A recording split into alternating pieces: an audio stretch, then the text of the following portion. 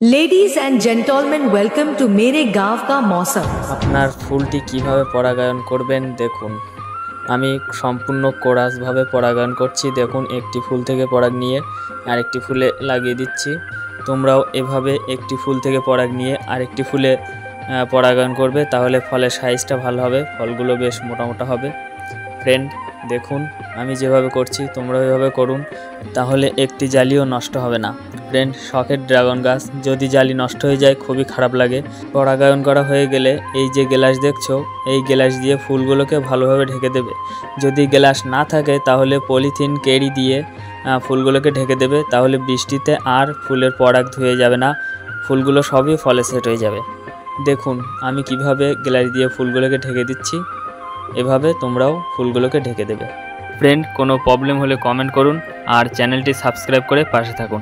ধন্যবাদ ফ্রেন্ড।